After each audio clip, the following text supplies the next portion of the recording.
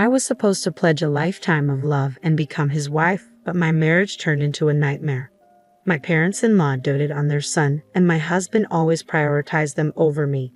They imposed unreasonable demands on me, treating me as an inconvenience. I refused to let such people ruin my life. To punish them all, I devised a plan. My name is Alyssa, and I'm 29 years old. I've been married to David for a year. We work in the same company and often collaborate on projects.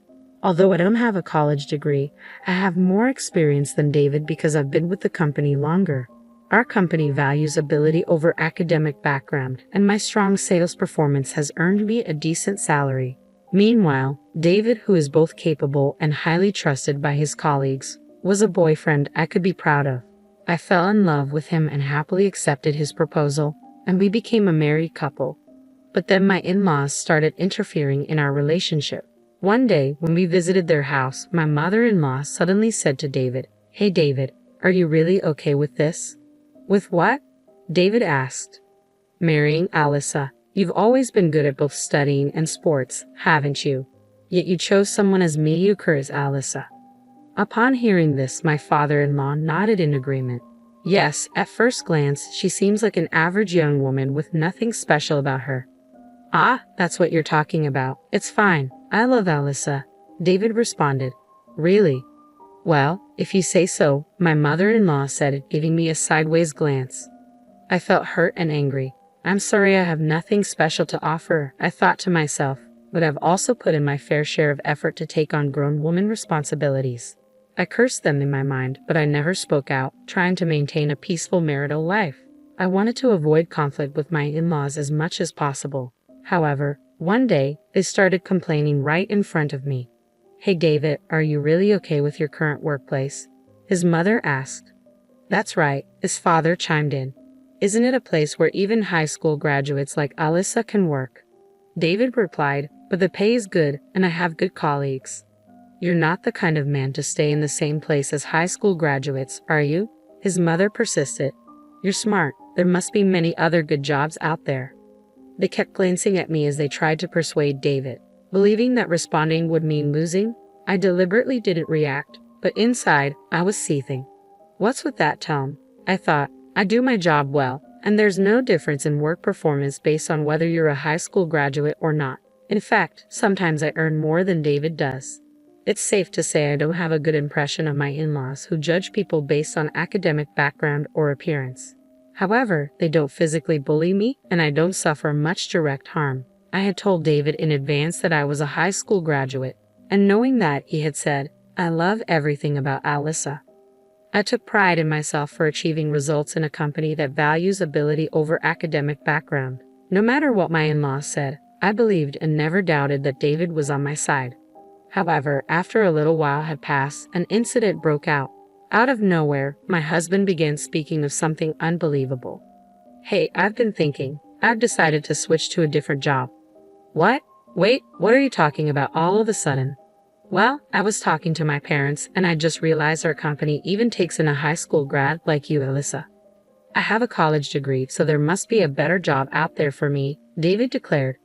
"Are you serious? You're making fun of both me and the company, aren't you?" I shot back. "But it's true, isn't it? There's no need for me to work at a job that even a high school graduate can do. Plus, my mom said she could introduce me to a job through someone she knows." "Stop it. We are blessed with a good work environment, and now you say something like this? You're nagging." I finally realized I'm not someone who should be stuck in a place like this. So, his parents had influenced him. He had taken their words at face value and convinced himself that he was too good for a current job.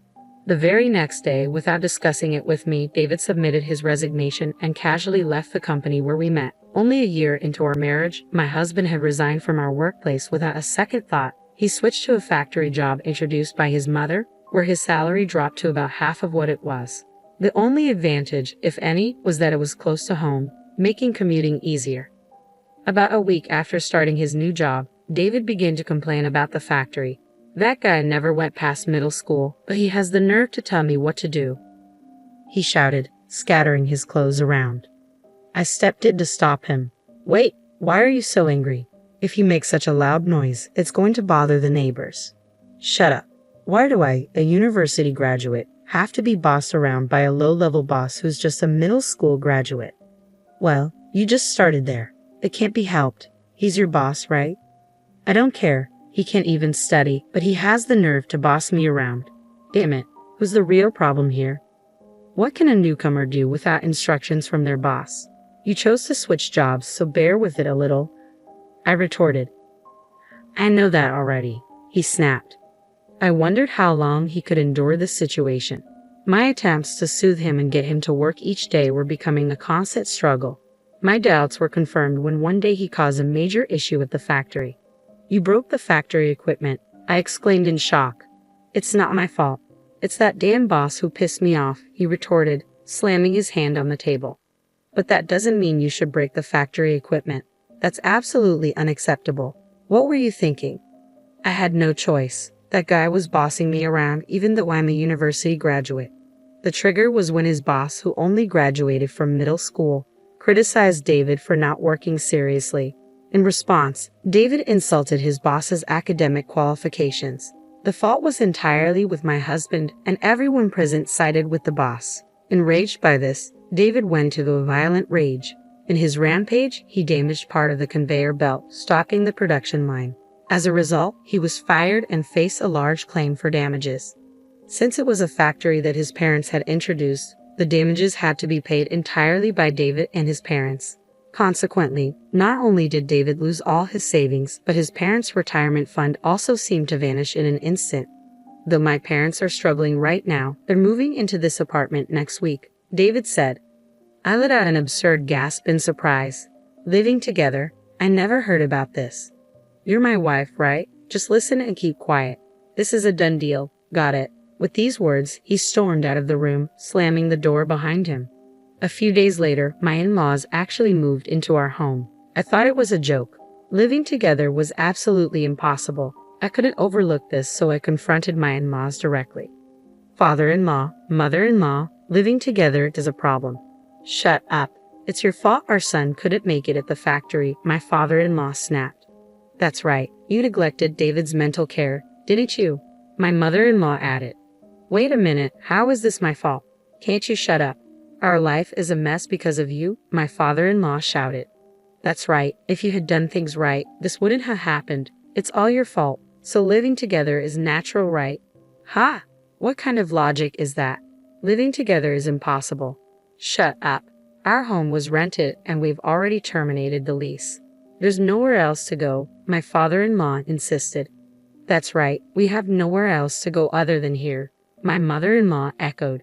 Despite moving in without permission, my in-laws had a lot to say.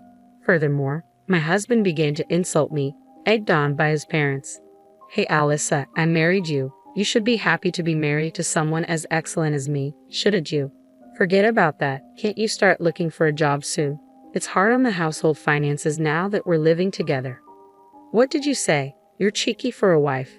Supporting your husband is a wife's duty, and supporting your husband's family is also a wife's duty, right?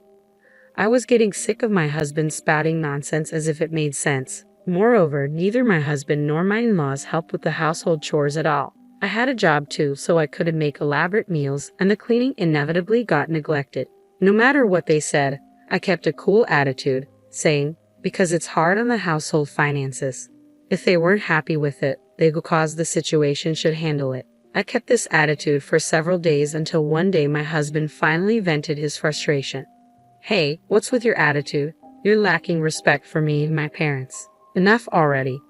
I work every day and do all the housework on top of that. You don't help at all, but you complain constantly.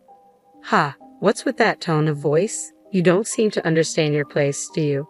My husband sneered, shoving divorce papers in my face. He had even kindly signed them. What is this? I asked, taken aback. Can't you see? It's a divorce paper. Even a high school graduate can understand that, right? Are you serious? Of course. If you have complaints about me and my parents, then we're getting a divorce.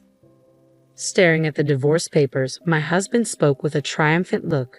Let me tell you, even if you throw it away, it's useless. I have more prepared. Understand? If you don't want to be divorced, listen to what I say, you stupid high school graduate wife. In that moment, my rage burst forth from my entire body. I couldn't stand to be with these people anymore. Since he went to the trouble of preparing the papers, I put them to good use. Clutching the divorce papers, I began to plot my revenge. First, I recorded the numerous insults from my husband and in-laws on a voice recorder. Then, I documented instances when my belongings were deliberately broken. I made sure to document everything. By this time, my husband had started working odd jobs, but none of them lasted more than a week. It was as if he had given up on our family. One day, as soon as my husband came home, he opened his mouth. "Oh man, I quit this job too. It was too boring." "Huh? Again? You have no right to complain to me," I replied. "Right, Dad? Mom?" My in-laws just nodded with smiles. This was a usual occurrence, but on this day, my father-in-law delivered the final blow. "Speaking of which, I've quit too," David's father announced. "What? Father-in-law, what are you talking about?"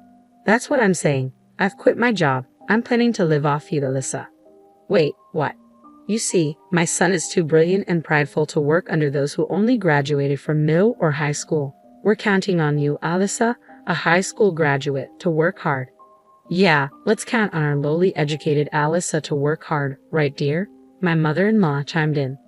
What were they even saying? They intended to live off not their son but their daughter-in-law. I couldn't stand it any longer. With my father-in-law and husband's simultaneous resignations, I finally decided to put all my plans into action. The first thing I did was to sign a contract for a new apartment. It wasn't for all of us, of course. It was a new place for me alone. However, I needed time to move without my husband and in-laws noticing, so I gifted them a 5-day trip to give me time to pack. Upon receiving the trip tickets, my mother-in-law was thrilled. "A trip? Oh, Alyssa, you do have a knack for these things every once in a while. I owe a lot to you all. But are you sure, Alyssa? You can come with us if you like." "No, I have work. Please enjoy yourselves without any interruptions." "Oh, really? Well then, we'll take you up on your offer and have a blast." When the three left for the trip in high spirits, I carried out my planned move. During this time, I shipped my husband and in-laws' belongings to a weekly rental apartment. I had booked and canceled the lease on our current apartment. Of course, I bore all these expenses. It was a painful outlay, but I considered it a necessary expense for my revenge. A few days later, my husband, who must have returned from the trip, called me. "Hey, what the hell is going on? I can't unlock the door." With a smirk at the sound of my husband's frantic voice, I calmly responded, "I suppose I've already canceled that apartment." "What? Canceled? What are you talking about? Explain properly." "For now, I've stored all of our belongings in a weekly apartment nearby. Feel free to do as you wish from there." "What? What does that mean? You're always doing as you please. If you get too cocky, you'll pay for it later." "Are you threatening me? Should I call the police?" "Damn it," my husband cursed. "How dare you, my foolish wife." I dropped a bombshell. "Oh, I'm not your wife anymore." "What? To prevent any legal issues later, I've already completed the divorce proceedings." "What? Such a selfish act. You think it's acceptable?" Taking a deep breath, I spat into the phone. "Sorry, but I don't need your permission. You've made fun of me for being a high school graduate long enough, and now you've quit your jobs to become dependent on me. I'm done with you. Enjoy your family life without me." "Hey, you must be kidding. I didn't really mean to divorce. Why should I listen to you at this point? We're strangers now. I don't care what happens to you at all." "Please wait. You've enjoyed looking down on people, haven't you? I can easily imagine your struggles, and it makes me laugh. Go as low as you can with your family, you trash." I hung up the phone. After that, David kept badgering me with phone calls, but I ignored them all. Later, David and my in-laws caused a ruckus at the entrance of the apartment building, dramatically damaging part of the mailbox, which ended up becoming a police matter. They were taken away and ultimately had to pay for the damages to the mailbox, adding to their debts. Truly, they are a hopeless family. The lease for the weekly apartment where I had stored their belongings was about to expire. Since they did not know my new address, they couldn't rely on me. I couldn't help but wonder how David, who quit his job at the same time as his father and his stay-at-home mother, were going to survive from here on out. To make matters worse, my in-laws had even canceled the lease on their rented family home. I could almost see them sinking into a bottomless swamp. I couldn't help but admire my well-executed plan. I don't know how they're going to survive from here on out, and frankly, I don't care. But it's clear their future isn't bright. They brought this upon themselves.